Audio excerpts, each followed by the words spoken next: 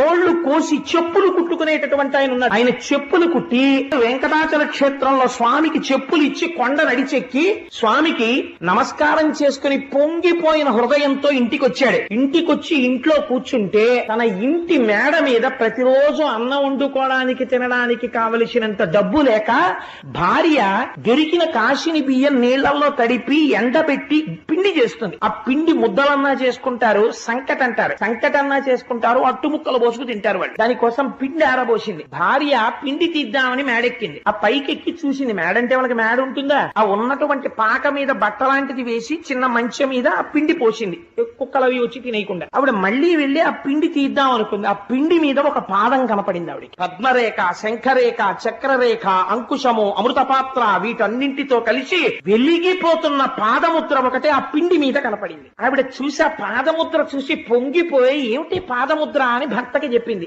ఆయన వచ్చి చూసి ఈ ముద్ర చూస్తుంటేనే అవ్యాజమైన ఆనందం వస్తోంది. పెద్దలు పంతులు గారిని ఎవరినన్నా తీసుకొస్తానని తీసుకొచ్చి చూపించాడు. తీసుకొస్తే ఆయన చూసి అయ్య బాబోయ్ ఇది వెంకటేశ్వరుడి పాదం రా అన్నాడు. వెంకటేశ్వరుడి పాదం పిండి మీద పెడితే ఆయన ఏం చేశాడో తెలుసా అండి? నాకేమొచ్చు, నా స్వామికి వచ్చి చెప్పిస్తాను. నా స్వామి కాలి సైజు తెలిసింది. మొన్న ఇంత చెప్పులే పట్టుకెళ్ళా, ఈ సైజుకి సరిపడ చెప్పు చెక్కుతానని ఒక తోలు పట్టుకొచ్చి తాను చెప్పులమ్ముకు బ్రతకవలసిన వాడు ఉన్న తోలు దాని మీద పెట్టి కోసేశాడు. ఒక్క చెప్పుకే సరిపోయింది. ఒక్క చెప్పు అందంగా కుట్టి తల మీద పెట్టుకుని నడుస్తూ వెంకటాచలం వెళ్లి కొండెక్కే మార్గంలో ఇచ్చేస్తానన్నాడు. అదే సమయంలో శ్రీకాళహస్తి దగ్గర వేరొక చెప్పులు కుట్టేవారింట్లో కూడా ఇదే పాదం పడింది. అక్కడ ఎడం పాదం పడింది, ఇక్కడ కుడి పాదం పడింది. ఆయన చెప్పు కుట్టి తల మీద పెట్టుకుని ఇద్దరు ఒక్కొక్క చెప్పే పెట్టుకుని కటిక దరిద్రులు చెప్పులు కుట్టమ్మేవాళ్ళు చెప్పు పట్టుకుని ఇద్దరు చెప్పులు పట్టుకుని ఏకకాలమునందు కొండెక్కే మార్గం దగ్గర గుడికొచ్చారు. ఇద్దరు చెప్పు